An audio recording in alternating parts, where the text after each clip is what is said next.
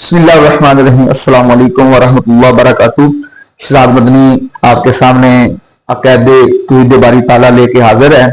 آئیے عقیدہ نمبر 3 سماعت کرتے ہیں۔ اللہ تعالیٰ کی پاک ذات کا ادراک عقلی طور پر محال ہے کہ جو چیز سمجھ میں آتی ہے عقل اس کو مکمل طور پر محیط ہوتی ہے، اور اللہ تعالیٰ کی ذات کا احاطہ کوئی شے نہیں کر سکتی، کوئی بھی نہیں کر سکتا۔ ہاں البتہ اللہ تعالیٰ کے پاک مبارک افعال کے ذریعے اجمالاً اللہ تعالیٰ کی پاک صفات کی معرفت حاصل کی جاتی ہے۔ پھر اللہ تبارک و تعالیٰ کی پاک صفات کے ذریعے سے اللہ تعالیٰ کی پاک ذات کی معرفت حاصل کی جاتی ہے۔ دیکھیں بڑی توجہ طلب بات ہے، تفسیر کبیر میں ہے لا تدرکہ الابصار، کہ آنکھیں اس کی ذات کا ادراک نہیں کر سکتی۔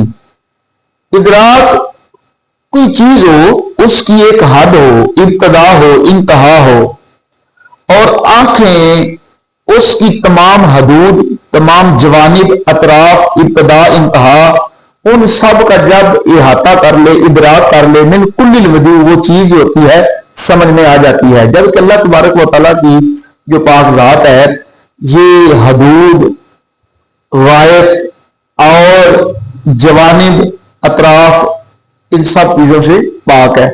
اس لیے اللہ تبارک و تعالیٰ جل جلالہ کی پاک ذات کا کلی طور پر ادراک یہ عقلاً محال ہے۔ اللہ تعالیٰ کی پاک ذات کی معرفت اس کے پاک افعال اور پاک صفات کے ذریعے حاصل کی جاتی ہے۔ اللہ تعالیٰ کی جتنی صفات ہیں نہ عین ہیں نہ غیر ہیں، نہ عین ہیں نہ غیر ہیں، یعنی صفات اللہ تعالیٰ کی ذات کا نام ہو ایسا بالکل بھی نہیں، یعنی صفات سے مراد ذات ہو ایسا نہیں، صفات سے مراد اللہ تعالیٰ کی صفات ہی ہیں، اور ذات سے مراد اللہ تعالیٰ کی ذات ہے۔ اور اللہ تعالیٰ کی جتنی پاک صفات ہیں وہ اللہ تبارک و تعالیٰ کی پاک ذات سے کبھی جدا نہیں ہو سکتی۔ اس کی پاک ذات سے اس کی شان کے مطابق موجود ہیں، متصل ہیں، اور اللہ تعالیٰ کی پاک ذات کے ساتھ ملی ہوئی ہیں۔ نہ اللہ تعالیٰ کی صفات اللہ ہیں اور نہ ہی اللہ سے جدا ہیں، یعنی رحیم ہونا، کریم ہونا، خالق، مالک، رازق ہونا یہ اللہ تعالیٰ کی صفات ہیں، لیکن اللہ یہ اس میں ذات ہے، اور یہ جتنی صفات ہیں یہ اللہ تبارک و تعالیٰ جل جلالہ کی پاک ذات میں موجود ہیں، کبھی اس سے جدا نہیں ہوتی۔ اور یہ صفات عین الہ نہیں، عین الہ جو ہے وہ اللہ کی ذات ہی ہے، اور یہ سب اللہ کی صفات ہیں۔ جس طرح اللہ تعالیٰ کی پاک ذات قدیم، ازلی، ابدی ہے، ایسے ہی اللہ تعالیٰ کی تمام صفات ازلی اور ابدی ہیں۔ ازلی ابدی آپ میں ہماری ابتدا بھی ہے، انتہا بھی ہے۔ ہم پیدا بھی ہوئے اور انتہا بھی ہوگی، فوت بھی ہو جائیں گے، مر بھی جائیں گے، ختم بھی ہو جائیں گے، اور دنیا ساری کائنات حادث ہے، ہر چیز پیدا ہوئی ہے، اس نے ختم ہو جانا ہے۔ جس پر ابتدا طاری ہوئی، ابتدا جاری ہوئی، اور انتہا بھی اس پر طاری ہوگی، انتہا بھی اس پر جاری ہوگی، یہ چیزیں جو ہوتی ہیں یہ حادث ہوتی ہیں۔ اللہ تعالیٰ کی پاک ذات اور اس کی پاک صفات ازلی ابدی ہیں، ہمیشہ سے ہیں۔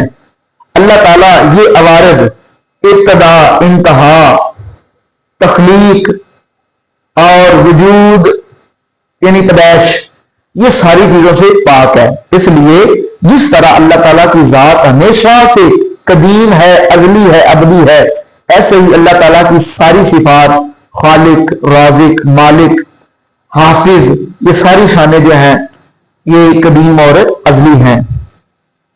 پھر اللہ تعالیٰ کی جتنی صفات ہیں وہ مخلوق نہیں ہیں، وہ مخلوق نہیں ہے، اللہ تعالیٰ کا علم مخلوق نہیں ہے۔ قرآن پاک کے بارے میں آگے عقیدے آئیں گے، لیکن میں بیچ میں بس عرض کرتا جاؤں کہ حضرت سیدنا امام احمد بن حنبل رضی اللہ تعالیٰ عنہ کو شہید کر دیا گیا صرف اس وجہ سے کہ وہ قرآن کو مخلوق کہیں. آپ فرماتے تھے قرآن اللہ کا علم ہے, اللہ کا کلام ہے, اور وہ قرآن جو علم الہی ہے وہ حادث نہیں ہے, وہ مخلوق نہیں ہے, وہ تو اللہ کا علم ہے, اللہ کی صفت ہے. اور اللہ کی صفت اللہ کی ذات کی طرح جو اللہ کی صفات ہیں وہ ازلی ابدی ہیں.